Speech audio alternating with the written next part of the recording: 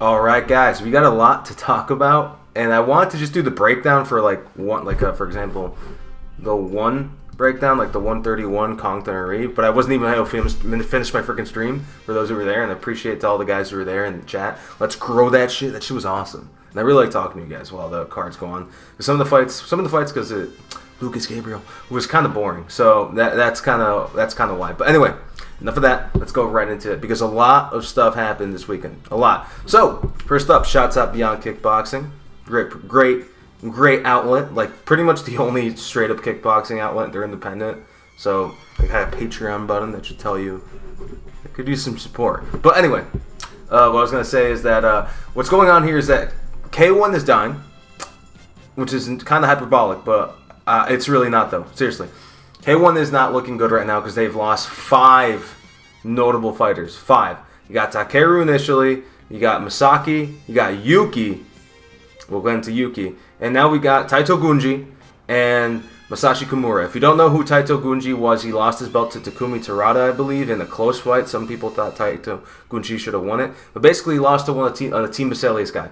And Gunji's a really good fighter. He recently fought at the Japanese Martial Arts Expo against this Muay Thai guy for like an Iska belt. Yeah, he has an Oriental Iska belt, I think. And Kusumi is a Crush champion, and he's fought for the belt, I think, twice. He had a trilogy with Akihiro. It's right here. Akihiro Kaneko. Yeah. Was it? Yeah, it was Akihiro Kaneko. Yeah. So basically what happened is that these two have let their contracts expire, and they're going to go elsewhere. So the K1 Japan group, which is just K1-2, a lot of people forget that. They're losing 2 guys. And you have a guy who won a Crush champion, a guy who was a K1 champion. And not just that, they were exciting. Japanese fighters, and especially Japanese kickboxers, are naturally pretty exciting. So you don't want to lose any of them. And what Gun wants as a promotion is because they have a dumb philosophy, in my opinion. They're like, we need to get this talent of this country so we can go market to that country. And I understand it, but it just doesn't work, which is why they've done one event in America, and they always go to the same place. And every time, because just so you know, for those who don't know, minor one news, because Stamp got injured, they canceled their one Denver card, which is stupid. Stamp Fairtex is a star in Asia. I don't think she's a star in America. That's beside the point. So yes, K1 losing 2 notable guys like this is bad because they're naturally going to go to 1, and 1 is starting to put more money and more time into their kickboxing because they're paying guys well. Ratan got paid like $400K for fighting Takeru, and Takeru got $700,000. $700,000 to lose in 90 seconds. But rip to my goat. But no, that shows you that there's real money in kickboxing. But that's beside the point. That's neither here nor there. So yeah, as you can see here. Let me see here. So yeah, Gunji lost, the 26-year-old. As of April 30th, my contract with K1 has ended. I am grateful for everything that I've learned here. I will now challenge myself in a new stage. Is it Taito who said this? Yeah, it's Taito. It's Taito Gunji. He doesn't look that young. He looks like 30, but that's the facial hair. But please, I will now challenge myself on a new stage, probably win championship. Please look forward to the announcement of my next fight. He also added, by the way, my contract with my gym is still in place. So I'm not entirely free yet, but this marks a turning point. The thing about that is, I don't know much about that, but I think, because I think Taito Gunji trained at one of the official K1 gyms, like K1 Gym Crest. There's a couple of them out in Japan, but I think if you're signed with K1 and you train at a K1, the closest thing I could think of was when Francis Ngannou was training out of the UFC Performance Center. He was training at the UFC PI. So he was trained by UFC coaches, which aren't really real coaches per se. They're not an official camp. But yeah, I guess Japan K1 has that. But you can actually sign with them as a gym. So that's interesting. It's probably a Japanese thing. I'd like to know more about it, but not really important. So yeah, they're probably going to go to 1 because they want to fill out their lower weight classes. 1 right now basically has the most notable fighters, and they have the best fights too. So, and especially when you get more Japanese guys, from featherweight, from 150, 170 to below, if you can do that, you're going to have bangers every time. 172, the Japanese card had Japanese talent in damn near every fight, and almost every fight with a Japanese fighter, even the female fights, like Pajita versus Kanemaru. That was a great fight, so pretty bad. And again, here's did Kimura say something? As of April 30th, 2025, that's his Kimura. Contract 22-1 is fully expired. K1 holds many special memories for me and I truly consider it an important organization. Now I leave K1 for a while to pursue my strength and compete on the stage I seek. Please look forward to the next chapter in Musashi Kimura. So there isn't much else to say on it. One loses two notable fighters. K1 loses two notable fighters, and they're probably going to go to one. Because one is... Here's the thing. One has the Southeast Asian market down to pat. They got Filipinos to watch. They got Thais, Myanmar, Burmese, and that's good. But they're not going to make the money there. Their currency just isn't enough. And there's going to be a point where, like, they want American money, which is why they make us pay $40 for 1172. Then they fuck up the PPV, and they probably make the Japanese pay for it too, because we have higher purchasing power in our dollar. That's probably why. That's just me trying to make it logical in my head. I'm probably wrong. But basically, they want our money. They want Western money. They want East Asian money. They don't particularly care about the Southeast Asian market because they give them talent, and they can pay them a pittance compared to us because, lower money. And they can pay a guy like Tanzania, like $10K, and it changes his life in Myanmar. See what I'm saying? Hopefully that makes sense. But anyway, that's good news for one probably, or maybe Rise. Maybe Rise will pick them up, or Rise/Glory. But other than that, those are the two options for those fighters, and they're probably going to pay more and get way more exposure. But they're probably going to one, because one's sounding really, really good to the Japanese, and they really, really want to market themselves to the Japanese, which is the next best thing. Before they get to America, they have to get to Japan, because that will give them more money and more capital, I think. That's how I think it, but I'm not a businessman like that. But anyway, on to the next. Yuki Yoza, my GOAT, or one of my GOATs. But he's finally fighting in one, and he's fighting against a doggy, Elbrus Osmanov, who is a very, very talented guy. And this is a tougher fight for Yuki. But the thing about this is that I'm not really worried about this fight for Yuki because although Elbrus is talented, he's a Team Medizatut guy. Or here's the thing about Medizatut: they have two names. They're for in MMA terms, they're the Killcliff FC, aka Sanford, aka Black Zillions of kickboxing, where like that gym has changed names 3 times or become 3 separate gyms.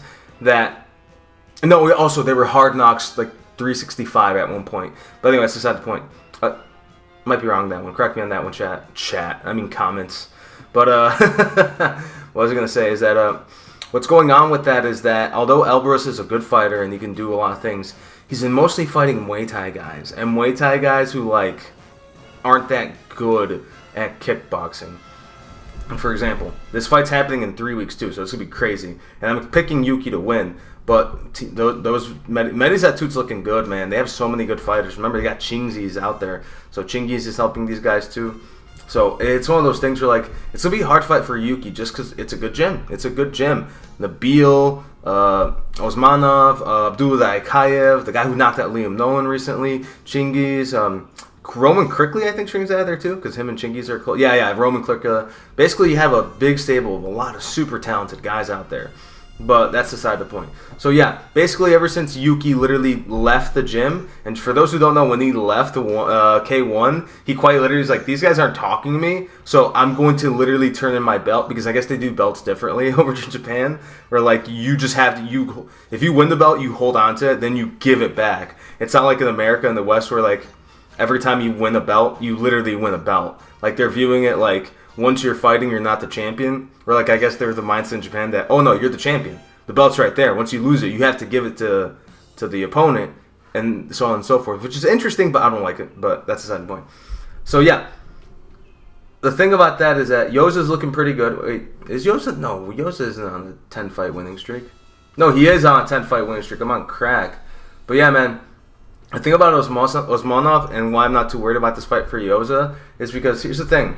The best guys Elbrus Osmanov has beat are like Zhang Shenglong, who was a WBC champion. No, not WBC. He's a Top King champion. All right, not a major belt, but pretty good.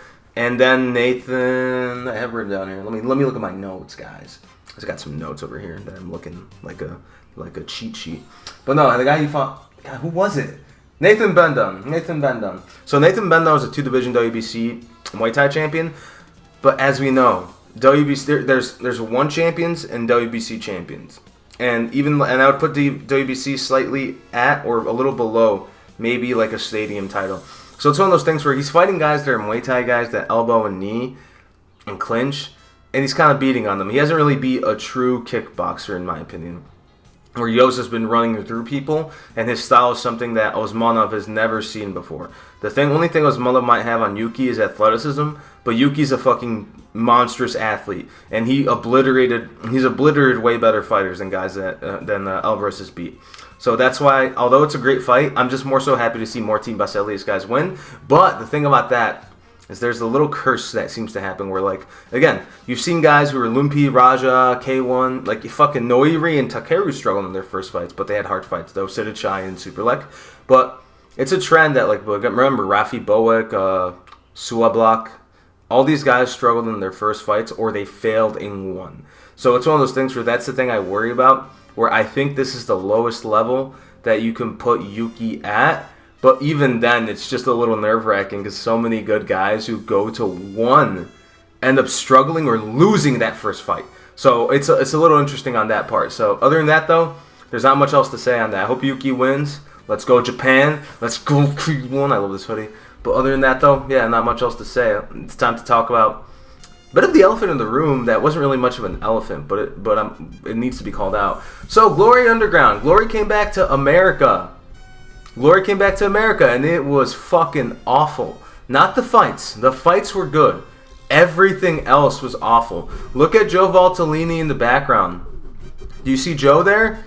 Why is he there? Why is he announcing? Why is he doing more than just his commentary job? Just so you know, Joe Valtellini and these better influencers, Jake Paul associated influencers, I don't know what the fuck it was, but they basically, like, what Glory wanted to do here.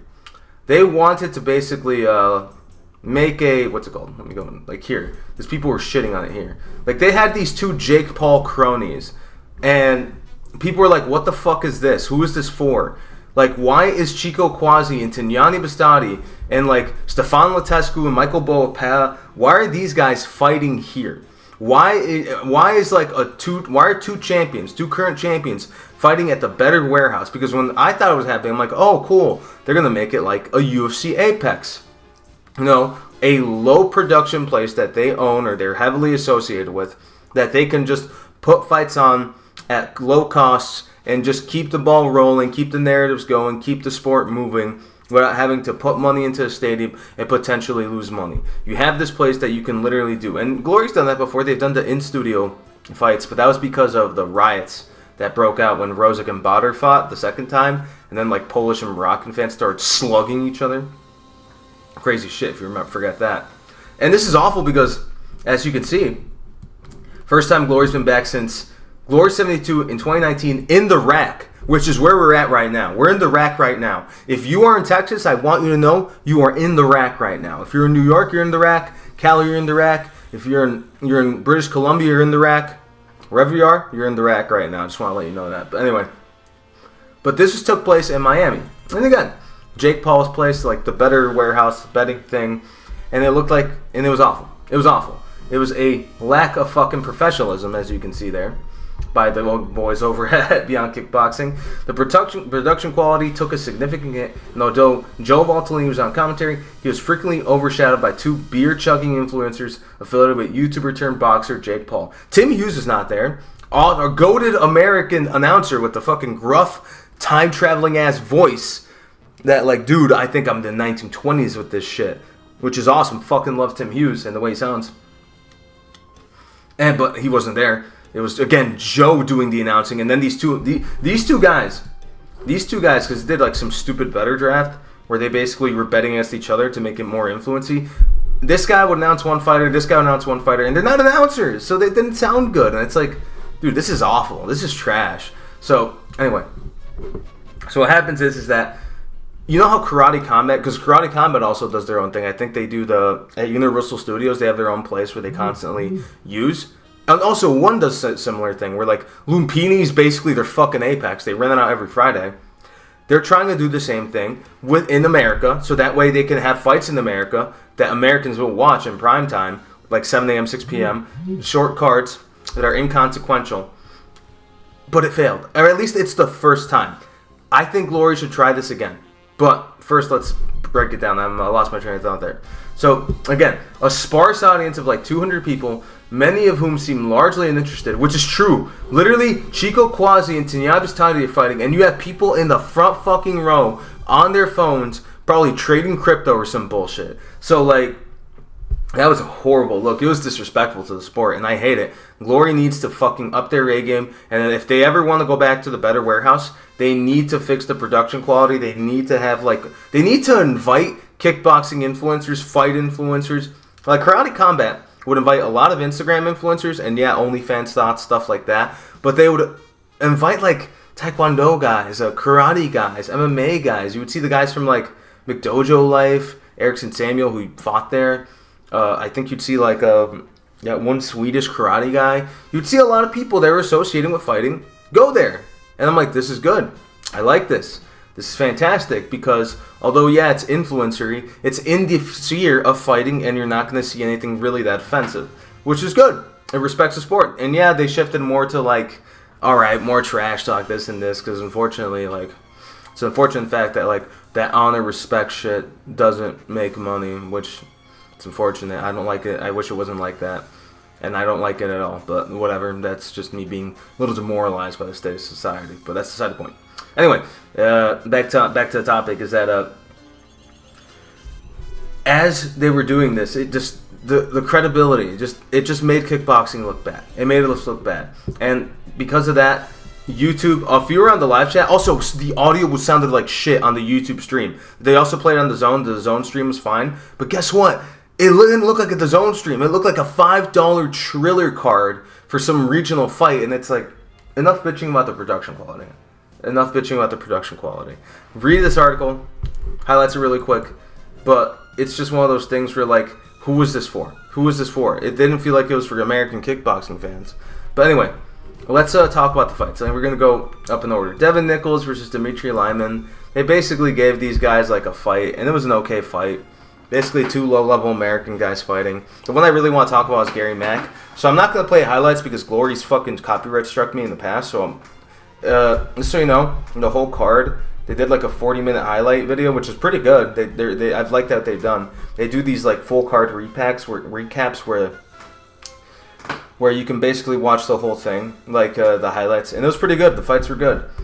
So the thing about that I want to talk about is now we're going to talk a little bit about American kickboxing and how it is. So Gary Mack, who was like 22-2 before, 22-3 now because he lost, he put on a good fight and he represented the American kickboxing scene well. But he showed a flaw. His kicks were good, his knees were good, his kicking ability is good. Americans can kick.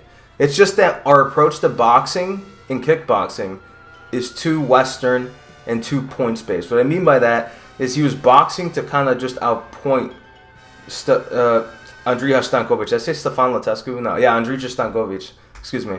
But, like, basically, if you ever train European-style kickboxing and Muay Thai, they train for power. Why? Because it's not a pretty sport. Although it can be pretty, and they want spectacular moves. By spectacular moves, they want knockout, killer shots, spinning back fists, Superman punches, flying knees, spinning hook kicks, jumping knees. It very much supports the structure of power, damage, beats, all. So you want to out-volley them and you want to out-punch them. Basically dominate the fight.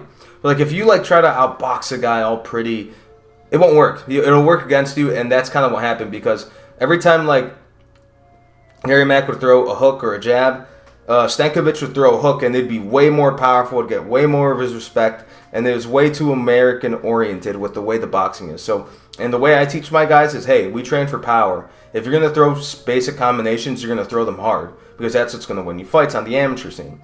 On the professional scene, it's similar, and that's why I like it. That's why kickboxing is the best fucking combat sport.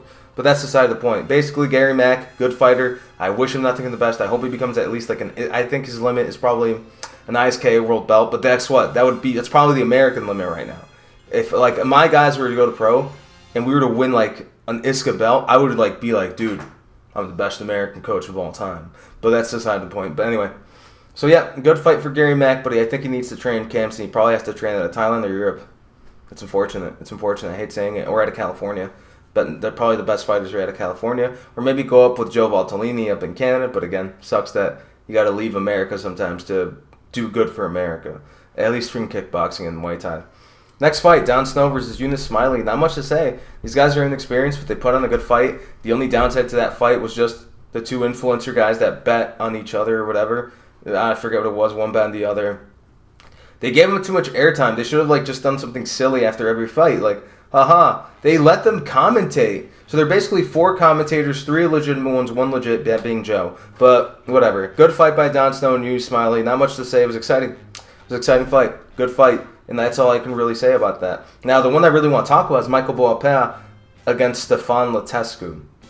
So, Michael Boapeah, man, he next up. He beat Fury.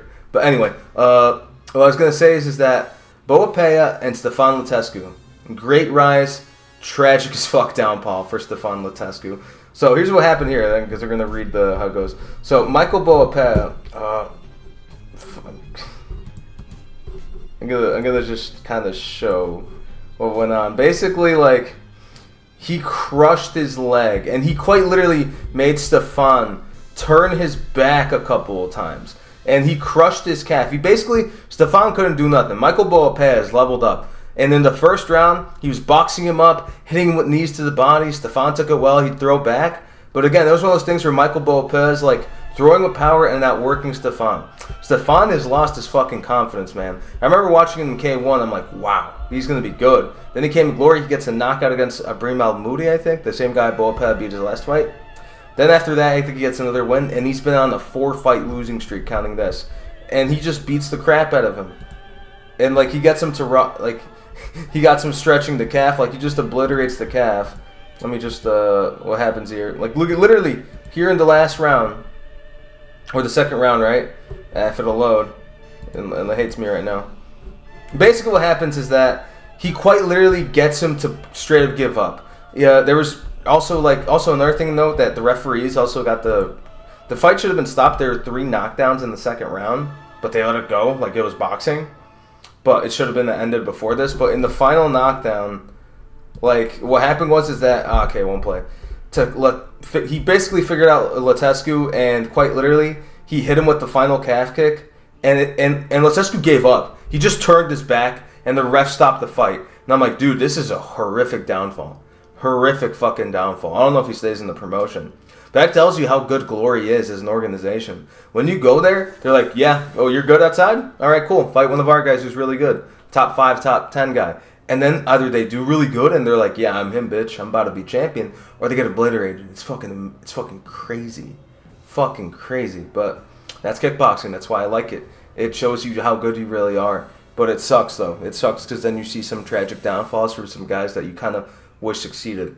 But if we're going to have a sport based on meritocracy, that's how it's going to be sometimes, isn't it? It's what it is. So, sorry about that, guys. I'll try to edit that out. I smacked my fucking mouse. But anyway, what was I going to say? Yeah, that's the fight with Boapeah. Boapeah's next up. He's going to look good. And he's either going to fight for a light heavyweight belt, or he might try to fight Donovan Weissel again. Fuck, who's light heavyweight champion again? Is it a Ben? How did I forget? How could I have forgotten? Who is the champion right now at light heavyweight? Who could it be now? Oh, it's Tariq Hababez. How could I forget? He beats OJ Abena. But anyway, that's the side point. Gonna edit out me searching that up, me being a casual. How could I? But alright, on to the main event though. Fight was fucking sick though. Like, literally, it's crazy how eerily similar it was to fucking, to the first fight. Like, quite literally, Chico got dropped the same round that he got dropped in the first time. And the fight was fucking amazing. So despite the issues with the broadcast, man, this fight was awesome. Like, it was one of those things, feel out round. Chico got drops to Beztati in the second round. Then Beztati rallies back. They're throwing with each other. Then, like, Chico rocks him in the fifth. It was an amazing fight. Like, it would be a really, really, really, really good fight. And again, it was a fucking draw again. And there isn't much to say about this fight other than, like, the Better Warehouse didn't deserve this fight. This card didn't deserve this fight. These fans didn't deserve this fight. This fight should have been in Europe, where people would have gone apeshit over it. I would have gone apeshit over it at 2 p.m. as opposed to 8 p.m. But that's beside the point, though. Fight was awesome. The fight was incredible. It was a draw again. That shows how good Tyjani is, and that shows how good Chico is. But I'm going to bitch about Chico Kwasi. Chico can't infight at all. He's a hard hitter. He's awkward. He's technical. All he can do is outbox, and he can't really combo that well. What the fuck is going on with him? I forget if it's he who trains at a Mike's or no. I think it's Tyjani who trains at a Mike's gym. But yeah, dude, whoever Chico's coaches are, they need to work his infighting. Because if he had good infighting, he would have clearly won the fight again. And he arguably did. I thought he won. I would have picked Chico, but I can't be mad at a draw because Tyjani did well. He arguably won the first, third, and fourth. A drop in the 5th round for Chico, that literally makes it a draw, depending on how you saw it. So, can't be mad at it, though. But I can be mad at Chico's coaches for not teaching the guy how to infight. The dude never goes to the body on the inside, never goes for uppercuts. He's Mr. Straight Punches and some hooks on the outside. Dude, that's not enough. Well, it clearly is enough for him. He's a gifted athlete, but when you're fighting a guy like Tyjani, who's good everywhere, and he's not one of these American boxers who's going to be like, oh, I got hit, I got to back up, I got to hug. No, Tyjani fights on the inside. He's a great fighter. He has very little flaws. He just believes in himself, which is, you have to, right? But anyway, it's a draw. At the end of the fight, Tyjani's like, I won that shit, man. I don't know why I gave him like an American accent. So, hey, man, I won that shit. 4 rounds. And Chico, who's a good guy, is like, no, don't talk like that, man. But it was a good fight, and we're going to see a trilogy. But basically, Tyjani thought he won 4 rounds, and he didn't. No fucking way. But I'm also a Tyjani Beztati slight hater. Just don't like him. I think he's a bit of a weight bully. Because he's the same size as fucking Chico Kwasi at welterweight. Same fucking size. And I think about that. I'm like, fucking weight bullying, bitch. You motherfucker. Great fighter, though. Can't hate on him. But he's bigger than everyone he fights. And I'm just mad because how he fucking whooped Enrico Cal. I remember I picked Enrico because I'm like, he never fought someone like... I'm good myself in black, so he never fought no one like Enrico, man.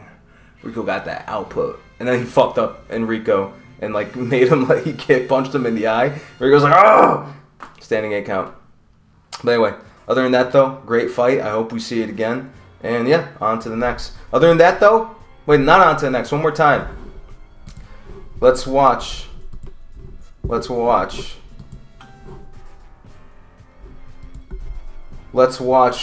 people say. So basically everyone is tearing this fucking card apart. My thing isn't far enough to the left. But yeah, no one liked this thing. Everyone on YouTube and Instagram is like, dude, what the fuck? And I try to like explain it here. They're trying to be like Karate Combat, which isn't a bad idea. Maximize clout via influencers and cut costs, but it was horribly executed. Could work if the production was better, but it had been a warehouse instead. The issue isn't that it's a warehouse. The issue is that they didn't respect the product and they didn't do what they had to. But again, enough talking about this. On to the next. Now, next up, we got Karate Combat. Now you're wondering, wait a minute, you don't cover Karate Combat. I kind of want to, but because it's kind of like kickboxing. It's a hybrid between MMA and kickboxing, so I like it. But we're not going to cover the whole thing, and also the card's free. Go watch it. It was a great card. Karate Combat, man, puts on a good show every time. Fucking love Karate Combat. And also because of their weird war with one championship. Remember that shit? It's still going on. But anyway. So what happened was, again, Team Medizat 2, Adam Noy and where's Ali Aliev? Ali Aliev, man, and Adam Noy, they're doing good for themselves outside of 1. And again, Team Medizat 2 guys. But I'm not here to talk about them. Also, Mokaev got a knockout, so good for him. I'm here to talk about Chingiz Allazov, who made an appearance there. And he was like, hey man, maybe I'll fight in Karate Combat. He basically teased it there. Now the reason why he was there, to be honest, is to support the guys out of Team Medizat 2, aka Venom Training Camp at Pattaya, Thailand. Because he went out there to support his guys. So he went out there and he did an interview because Mike Awesome is a President Awesome there, and he wanted to probably rub it into Chatri Yodang. He's like, hey Chatri, you're the #1 kickboxer in the world that you used to have. He's here now. And because you didn't pay him more money, he's never going to fight for you again. So he might fight for me. I think that's President Awesome. I just forget his real name. Basically trying to rub it like, yeah, I got one of your fighters now, you fucking bitch, over at Chatri, which, yeah, Chatri did fumble him a bit. But also, it's weird. It's weird how, I don't know what Chingiz's mind is I think he should have stayed at 1 and just fought more. But this was also around the time when 1 was just shoving the fuck out of kickboxers. So it's also, I'm mostly going to blame 1 for that. So, but anyway, beside the point. So I'm free after 1 year. I come back and take the Karate Combat belt. For me, it's easy, you know? Basically saying that he could whoop everyone in Karate Combat, at least not striking-wise. If he just improves the kickboxing, I hope he doesn't Gabriel Varga himself or just gets taken down over and over again. But literally no one can beat Chingiz striking, man. Literally fucking no one. He made everyone look easy except Enrico Kell for some reason. But anyway, styles make fights. The guy would throw with him. He wasn't afraid of Chingiz, and it was a good fight. But yeah, man, pound for pound, he is probably the best striker in the world. Literally, no one's a better kickboxer in the world. No one's a better striker than Chingiz. And if he fights in karate combat, easy win. Easy fucking win. Give him a fight to get him acclimated to karate combat. A good fight, too. And then give him whoever the champion is. Maybe Souza? Is Souza still the champion? Josh Quayhagen lost his belt. Maybe Rafael Gaev. Nah, that'd be interesting. So yeah, I'm not going to play the thing because I don't know how karate combat is about copyright themselves. But yeah, I'm not going to do that, unfortunately. But that's basically an interesting thing. He might fight in fucking karate combat. And I just want to see him fight again, man. I love Chingiz. Chingiz is one of my goats, my modern generational goats. So I want to see him back. I just want to see him back, man. Please come back, Chingiz, to fighting. Just don't do MMA. Please don't do MMA. I'd rather you do Muay Thai. But yeah, but there's no money in Muay Thai, so that's an unfortunate aspect of that. So, other than that, though, let's see. What's next? So, still on karate combat. So, Sam Alvey fucking slumped Tyrone Spong. Like, literally, look at this fucking shot. Look at this shot. Literally, Tyrone Spong is sleeping on the ground. Like, after he got a punch. And the ref's coming in to fucking save him. Insane. And, yeah, there's no audio. I'm going to play this, hopefully. Boom. Drops him with the overhand left. Slumps him. Literally asleep on the ground. Looks up like, what the hell happened? Sam Alvey is the karate combat GOAT. And he's actually fighting good fighters. You know how everyone's like, yeah, Mike Perry is the BKFC GOAT. Let me call out 50-year-old Robbie Lawler because I'm the GOAT. Meanwhile, Sam Alvey, a guy who is still taking on good fights, is beating good guys in karate combat and just beat a guy who's a kickboxing world champion, who's much bigger than him, and was a heavyweight. Now, Tyrone Spong is mega washed, and he's basically a coach over at Killcliff, but that's still a big feather in his cap. And the last time he fought, he got obliterated by, like, I think it was Sergey Kharitonov. So it's not like he's good anymore. But everyone was still picking Tyrone Spong for good reason, because he's just, on paper, a much better fighter. Now, people are saying this proves that MMA fighters are better than kickboxers, boxers, whatever. MMA fans who don't know anything about fighting. So, no, man, it's just karate combat is a hybrid sport, and it's similar enough to MMA that Sam Alvey can be comfortable. And it's just one of those things where, like, Tyrone Spong was never good at MMA. And I think he was, although he was a good champion, he has good wins. Most of his wins in kickboxing are against older guys. So that's kind of my take on that. I've always been a Tyrone Spong hater, not going to lie. And I kind of rooted for Sam Alvey. When I saw Spong got fucking smoked, I was like, oh, yes! Fuck Tyrone Spong. I was low-key like that, even though he probably doesn't deserve the hate. I just never liked him. But yeah, man, Sam Alvey, he's really finding his own beast here over in Karate Combat, and he's proven, oh, that is an ugly belt, but that's an old photo, I think. Yeah, I don't think that's the modern KC belt. They made it better, I think. But yeah, man, Karate Combat, it's its own beast, because it's got the elbows now. You can only ground and pound if you're in the knee-on belly position. I forgot what that is in Japanese. There's no grappling, so it's just basically MMA with, like, limited ground and pound, which is interesting. That's a great take. Because you can't sub, so you have to pound people out. You have to pound people out. So I like that. I like that Karate Combat is its own, like, striking dominant MMA beast, which is what karate is. Karate does have submissions, but the focus is generally on striking. You'll seldom fight a karate style that is mostly focused on grappling.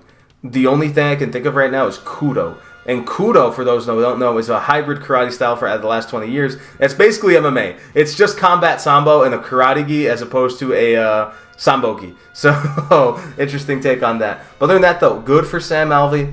You guys got to watch Karate Combat. Seriously, it's great. It's our closest thing to kickboxing and Muay Thai here in America, unless you count things like Warriors Cup, but those are just too niche. So, because they usually go to one anyway. So now, on to the next. On to One Fight Night 31, which I streamed most of this. I wasn't able to watch all of it all. But we're going to talk about some controversial stuff here. Some controversial stuff in the sense that bonuses. But we'll get to that. Now, here's what's going on. So, Jordan Estupinan beat Ali Saldoev, and that was a good win for him. I was very excited for that. But it was a closer fight than I thought it was. I thought Ali could have won it. But I'm glad that Jordan won it. He looked good. It's just one of those things where the Estupinan brothers, I think Jordan's the worst brother, but to be fair, he has a lot less fights than Johan. So there isn't much to say about it. Ooh, let me move myself. I just realized where I'm at. There isn't much to say about it other than just like, yeah, he's just an inexperienced guy. This is like his second or third fight overall. And yeah, there isn't much to say. This is just his second fight professionally. Wait, let's confirm that. Let's confirm that. Let's confirm. Is it really his second fight? Yeah, 2-0. Freddie Haggerty was his debut. That was his debut. So, and I know one doesn't actually copyright strike shit, which is why I like one. Seriously, because they're not copyright bums, and they don't fuck with you over copyright, which is why I really like one. I don't know if KC and Glory is definitely, they will strike you, but that's beside the point. I don't want to complain about that right now. But anyway, Jordan looked really good, though. Jordan looked very, very good. And he looked good for a guy who had 2 fights, but was like a high-level amateur. And his amateur background, and them and Johan, I believe, is kickboxing. I think they were WKA world champions as amateurs. So they were good. They were good. It's just one of those things where they're on the scene where like they're not fighting in a ring where no one's really paying attention to them, and there's 5 of them. They're fighting where they're the center of attention. And it's like, oh man, this guy's trying to really, really hurt me. It's on the amateurs where it's like a lot of activity, knockouts don't happen that often. It's like, no, this dude's trying to freaking slug me. But that's beside the point. Other than that, though, good win for Jordan. Ali Saldoev looked good, and it shows that Jordan's got a lot of potential, and I hope he does good. I'm glad one isn't like they're giving him good fights. They're not like cherry picking bums for them to fight like they were doing a long time ago when they remember the Egypt top team scandal where everyone from that gym sucks. That's beside the point. On to the next. Sean Climaco against Akif Guluzada. I was wrong about this fight in the sense that Sean was able to survive. But the thing about this is that that's all he's able to do. That's all he's able to do. The first round, Akif almost got him out of there, caught him with the hook behind the ear, and dropped Sean Climaco badly. But all I can really say about this is that Akif won 2 rounds clearly, and Sean was able to rally a lot of offense, mostly with the boxing and some kicks to the body. Basic Muay Thai. American Muay Thai sucks, man. Like, seriously, Akif gassed. He gassed hard, but he was still able to be intelligent because he's a good fighter. But it's just one of those things where, like, this was Sean the whole fight. Southpaw. And it's like, dude. And there are times where he would panic. He would literally do this. And it's like, oh my god, that looks so bad. That looks terrible. Terrible. And he did that in the freaking, when he fought Johan Estupinan. But that was an awful, awful look for him. He fought better than I thought he would. I thought he would have been slumped in the first round. And he almost did, but he survived. And he did good for what I expected him to. But it just shows the levels, man. He just wasn't on the level. The only reason why he got any offense in is just because Akif Guluzada got tired and wasn't able to essentially like put him away. And Sean was able to be defensively responsible most of the time. But he's just such a flawed guy. He's flawed in a bad way, and I hate seeing it because I don't want to trash talk him. I want him to succeed. But he's not. He's never going to be a champion. Akif's going to be a champion probably in a year or 2. But not Sean. Sean will never be a champion. He's going to be a journeyman in one championship, and I don't like saying that. I hope he wins. But not against guys against Akif. Not against the top guys. The height of his career, if he stays in one lung, is probably a top 5 ranking at best. At best, and I'm being generous, honestly, is what it is. I hope he does well, but they really got to clean him up, or I say the same thing. Leave the state. Leave the states. Go to Thailand, focus there. Go to Bangtao. Go to some gym that's friendly to Americans and is in cahoots one. Saying something there, but yeah. Other than that, though, bad look for Sean. He did better than I thought he would, but and good win for Akif, but he should have won better. I think he should have knocked out Sean. I think if he was a little more accurate, he would have put him away. But still looked good overall. Now, Saemapetch versus Abdulla Dayakayev. Here's the thing about this fight is that it was a good fight. It was an incredible fight. The first round, Saemapetch was kind of trying to counter Abdulla. Abdulla was able to hurt Saemapetch a couple times with the power, and it was a good first round. But the second round was freaking madness because Saemapetch perfectly countered Abdulla Dayakayev. Saemapetch is a good counter fighter. Remember, he one-punch KO'd Ritawada in the fight he was kind of losing, and it looked like it was going to go the same way against Abdulla Dayakayev. He caught him, dropped him bad. He's able to get up and recover, but then Abdulla, like a minute later, drops Saemapetch bad, and he recovers. And then he just beats him down on the ropes. And it was just a crazy second round. And Abdulla Dayakayev looked really good. Saemapetch looked good for the moments, but it was just one of those things where, like, age and just wear and tear. And Abdulla being a decent fighter and just willing to slug it out with people is what won him the fight. It's what won him the fight. It was not the difference in power, but the difference in durability, actually. Because he would target the Saemapetch's body a lot. And Saemapetch would also go to the body, too. But it's one of those things where the athleticism and the speed, mixed with timing, because Abdulla's a good timer, too, is what won him the fight. And that's why I was able to get a good knockout. Great fight, though. Great fucking fight. But wait, one thing to be noticed. Here's the thing about this fight. He got a knockout in the second round. No bonus, no interview. After beating Saemapetch. Why the fuck not? He not a knockout in the second round. Give him a minute. Give him congratulations. He didn't miss weight. Where's his fucking bonus? He beat a long-time vet, knocked him out, beat him down. Why didn't he get a bonus? We'll talk about that later. All right, next fight. And speaking of bonuses, Zhang Lipeng versus Lucas Gabriel. Good fight. Good MMA fight. Lucas Gabriel looked very good, but apparently he missed weight. It was a good fight overall. Zhang Lipeng was striking with him. Lucas Gabriel outstruck Zhang Lipeng, caught him with a head kick, and took him down. Really, really good MMA grappling. Really good BJJ-style grappling. Again, not using a lot of athleticism, really intelligent. Always being careful of where the positions were. Lucas Gabriel was always one step ahead in the grappling. Very, very intelligent stuff. I love positional-style grappling that Dagestani Eastern European wrestlers do. And I really like intelligent BJJ fighters who don't just lay on you. No, they're no, I have to get on top. I have to smother you so that if you do get up, I take you down. Or should I get the dominant position, guess what? You've been grappling with me. And, I might be tired, but guess what? I'm going to keep the dominant position. So, yeah, it was a good win by Lucas Gabriel. Good fight by Zhang Lipeng. But here's the thing, though. This fight didn't deserve a bonus. But guess what? What happens? Mitch Chilson comes out and goes, yeah, man, you were going to win the bonus. But, what do you mean, but? What happened? And it turns out he missed weight. I guess I didn't know. But, they wanted to give Lucas Gabriel performance for a scrappy win. He didn't, submit Zhang Lipeng in the first round. He didn't, absolutely dog walk him. It was a good fight. It was a clear fight. It was a good fight. Zhang Lipeng cut up Gabriel. It was a good fight overall. A good MMA grappling match. But that's not a bonus-worthy fight. You're giving him an interview, too, so that way he can, try to marry his girlfriend. But, what is this? What is this? Why are we rewarding Lucas Gabriel, but not rewarding... Wait a minute. Let's look up something about Lucas Gabriel. Okay. Nova União Phuket. Excuse me. I'm sorry, I'm being silly. Very interesting, though. He's at a MMA gym in Phuket that I guess is Brazilian, given that name. And I don't know what that cool Arabic-looking tattoo is. Very nice. But yeah, I don't know why he's going to get a bonus when Abdulla Akif doesn't. That just doesn't make sense. And speaking of which, lack of bonuses. So Lucas Gabriel was going to get a bonus, but he didn't get it because he missed weight. So he gets a long-ass interview where he gets to propose. He gets his big moment. Abdulla Akif gets no big moment. Whatever. His big moment is winning. But I guess that doesn't matter in one. Because as long as you're not from the right gym, it doesn't matter. You can have a split decision and still get a bonus if you're from the right gym in one, apparently. But anyway.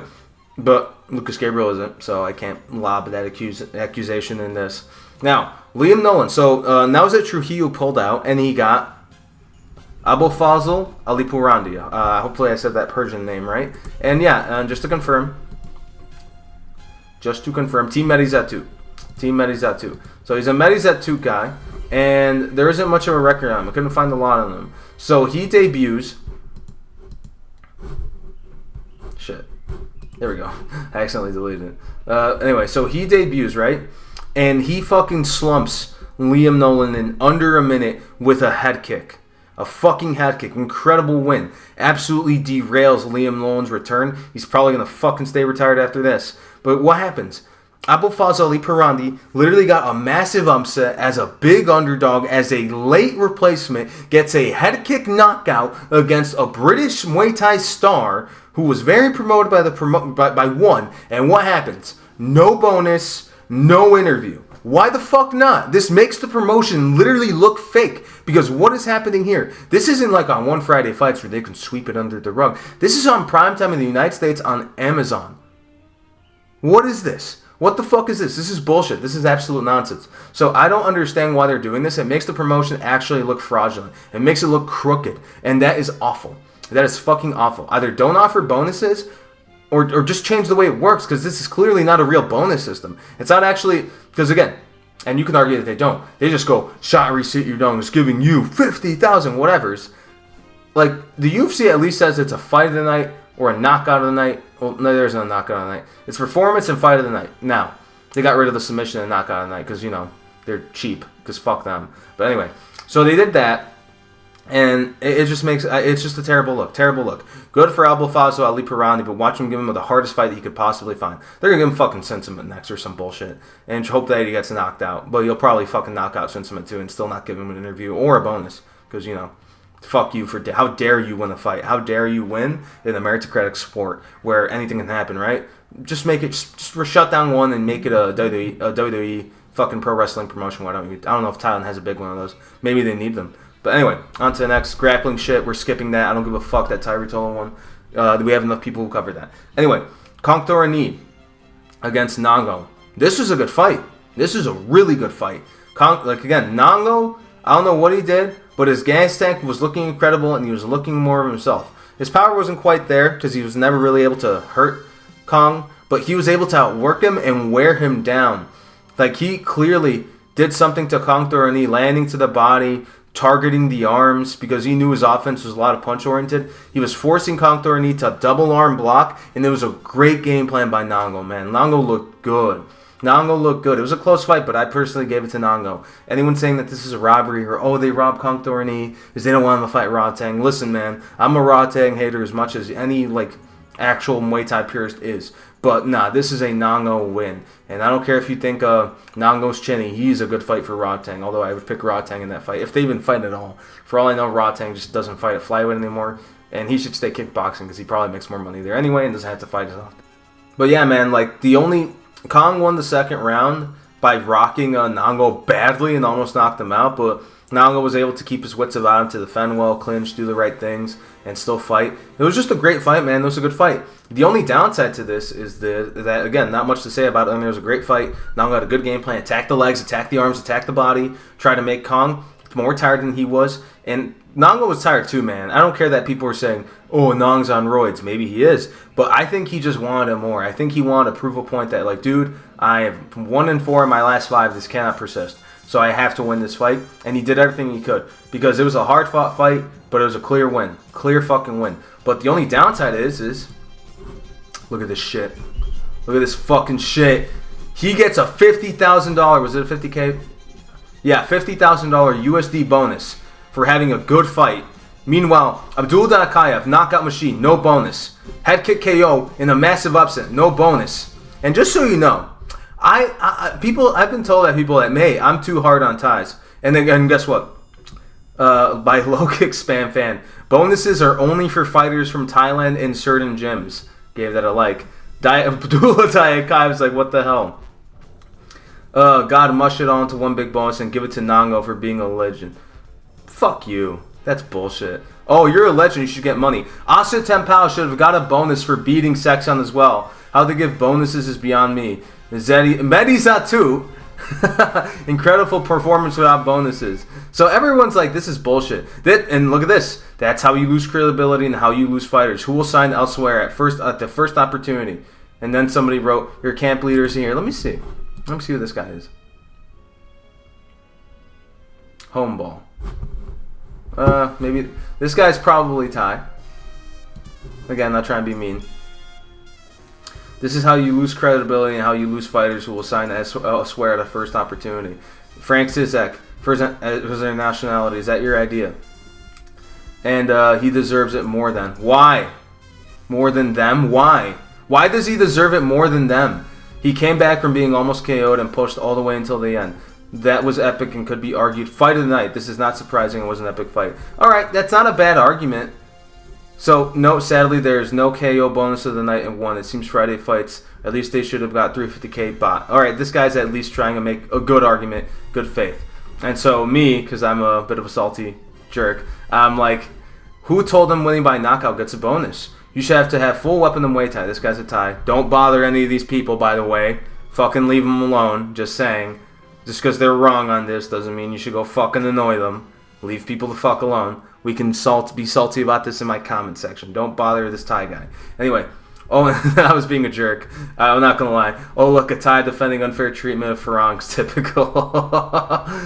Yeah, I'm being an asshole there, I'll be honest. And then the guy's like, in the contract does not specify you winning by knockout gets bonus, yada, yada, yada. Basically, I appreciate Farang's basically saying it's not because you're foreign. Fair enough. But here's the thing, though. A guy kind of like jumped on me. It's always like that. Do you even watch one? I do every single week. Shotteri's just giving the big bonuses to fighters he likes. Ties, but if a foreigner beats his favorite ties, then there's no bonus. Sore losers will always be sore losers, which is more in line with what I think is true. But again, leave people the fuck alone. Don't bother any of these guys. So I watched one, and this guy says he's there, which fair enough. I mean, I wish I was there, but yeah, man, that's basically all I gotta say. It was a good card, but that sort of shit really delegitimizes a promotion, and it makes you look fraudulent because these guys aren't rich either. These guys aren't rich either. Yeah, they're living in Thailand, but that's life-changing money if you're going to be living there and fighting there. But other than that, though, Glory Underground, disaster, but the fights were good. I think Glory needs to try that again, but they need to have a logistics down the pat. Hey, we need it like this. We need to look like this way. Give us one part of the warehouse that we can turn into like once a month, this, and this. They have to have the logistics down to pat. They need Tim Hughes or at least another announcer. Fuck the better influencers. Do not give them the time of day. Or if you're gonna, do not put them on commentary. Don't do that. Never do this again. Never do this again. Never do this shit again. Never again. Karate Combat, good shit, man. Good fight. Bo Nickel got fraud check. Haha. Anyway, but other than that, though, good set of, the fights were good. The fights were good. The events were good in terms of fights. Okay, one fight night 31 is good. Glory's gonna have some new signings. But we got to fix this bonus system for them. K1's probably going to die. Check out Beyond Kickboxing. Like, comment, subscribe. Not much else to say. Don't be a clown. Do not bother anyone that you may have seen on this fucking video. Leave them the fuck alone. Other than that, though, have a good night. Appreciate you guys. God bless. On to the next one.